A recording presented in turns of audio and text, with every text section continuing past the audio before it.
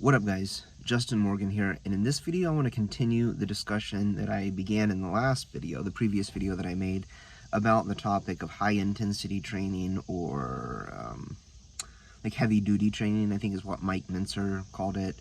So the biggest names associated with that style of training would of course be Mike Mentzer, Dorian Yates, and then if people are going back to the origins, usually like Arthur Jones will come up.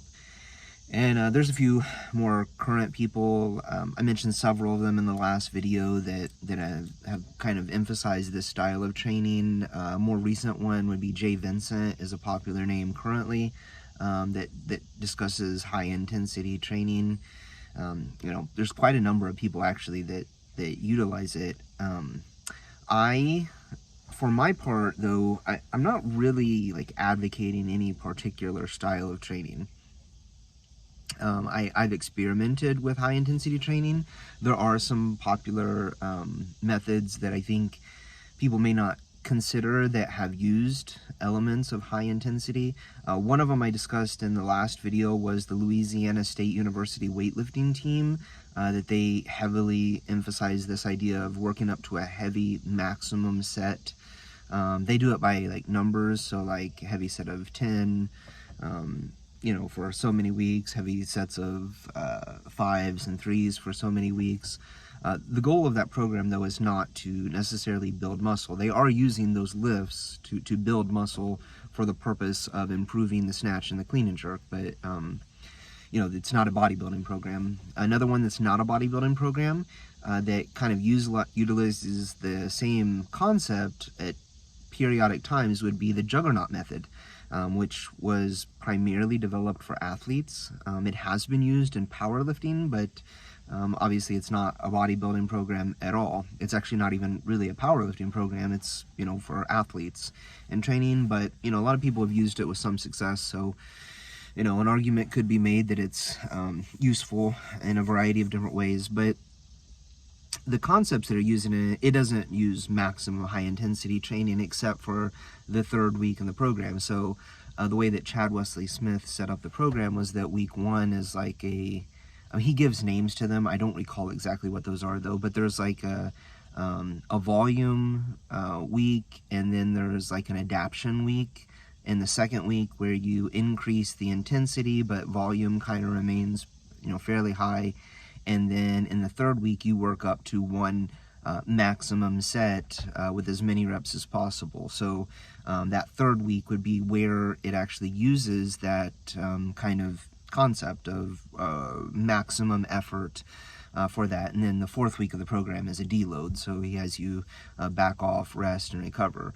Well, what I would suggest actually related to high intensity training is that in the same way that with the juggernaut method, you see it used for 1 week out of 4 in a system of training, I think that that's fairly useful. I think that that's probably where it's best served, not just in 1 week, but as a phasic aspect of training. So maybe you're a bodybuilder and your goal, maybe not a competitive bodybuilder, but your reasons for lifting is that you want to develop a certain physique.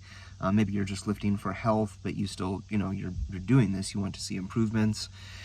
So if you're dedicating the time to it, you might as well, get the most out of it. So, in that aspect, training can be a very good hobby.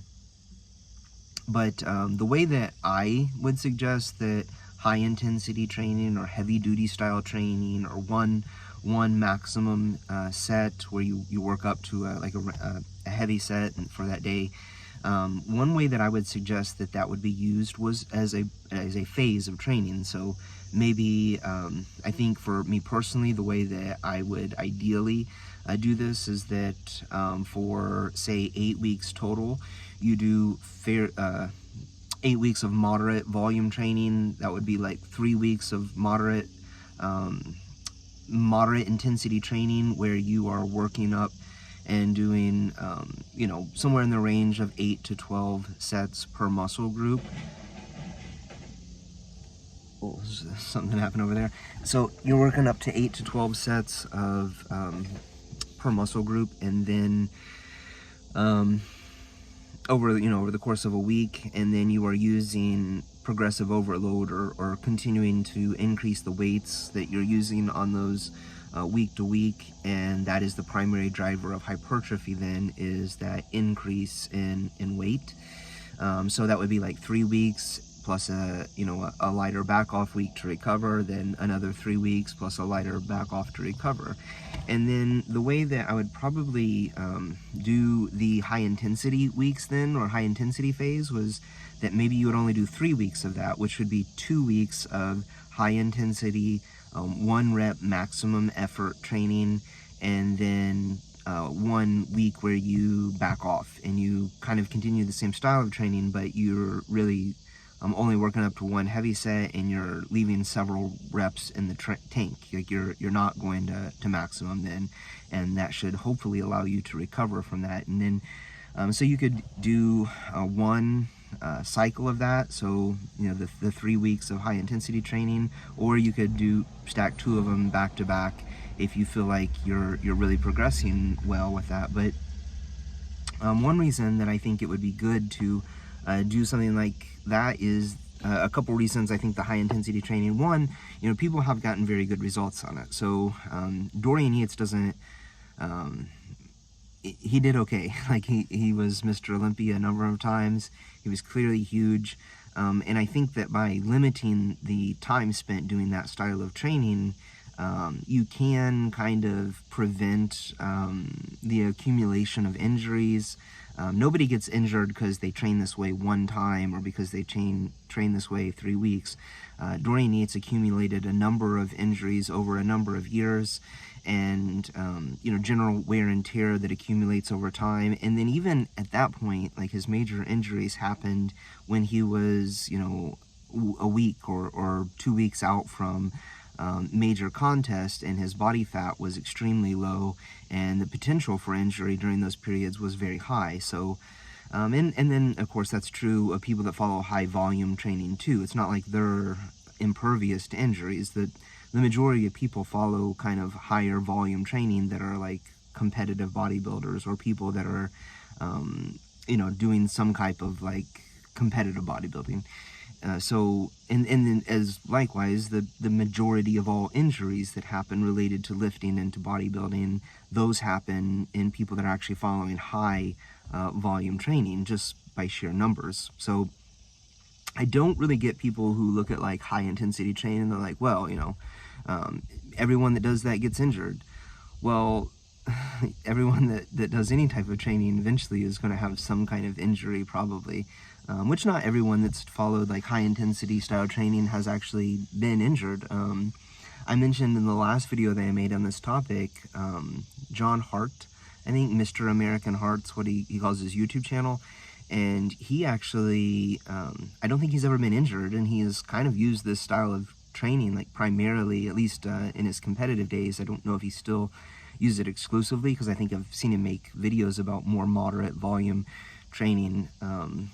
So, you know, that's probably something to consider.